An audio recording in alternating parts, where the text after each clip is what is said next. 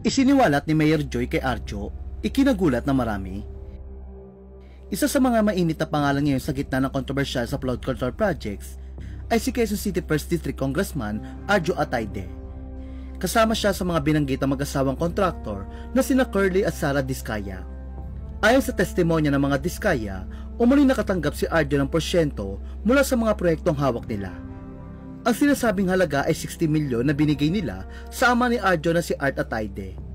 Mali naman itong itinanggi ni Arjo.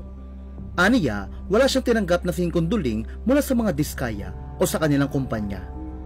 Giit niya, wala siyang naging transaksyon o pakikipag-ugnayan sa mga kontraktor at handa siyang imbestigahan para linisin ang kanyang pangalan. Ngunit isang nakakagulat na revelasyon ang inilabas sa Quezon City Mayor Joy Belmonte. Kasunod ng investigasyon niya sa 254 flood control project sa lungsod. Natuklasan nilang may mga proyektong hindi tumutugma sa Drainage Master Plan, kabilang ang isang pumping station sa Matalahib Creek. Ayon kay Belmonte, malino na hindi ito coordinated sa lokal na pamahalaan at mariin pa nilang tinutulan. Aniya, naglabas sila ng cease and desist order pero itinuloy pa rin ng kontraktor. Ang proyektong nagkakahalaga ng 97 milyon ay itinayo mismo sa ibabaw ng creek.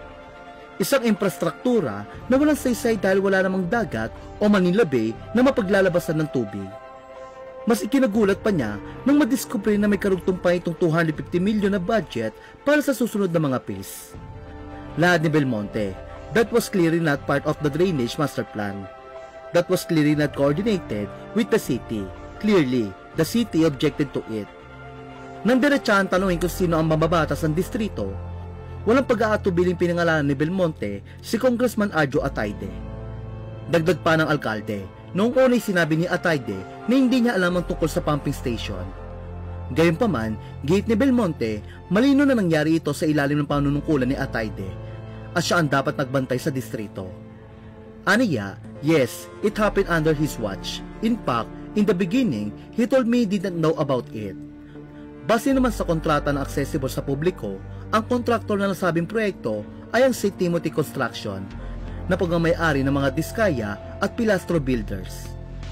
Nakalagay din sa kontrata na dapat ay tapos na ngayong taon ang nasabing proyekto. Ngunit hanggang ngayon ay hindi pa rin at inireklamo ng mga taga Quezon City dahil nagdudulot ito ng pagbaha. Sa uli, naniniwala si Mayor Joy na may sabwata sa pagitan ng contractors, DPWH at ilang mamabatas sa mga anomalyang proyektong ito. Samantala, sa ngayon ay wala pang tugon si Arjo hinggil sa mga isiniwalat ni Mayor Joy tungkol sa mga anomalyang proyekto na nasa ilalim ng kanyang pamamahala.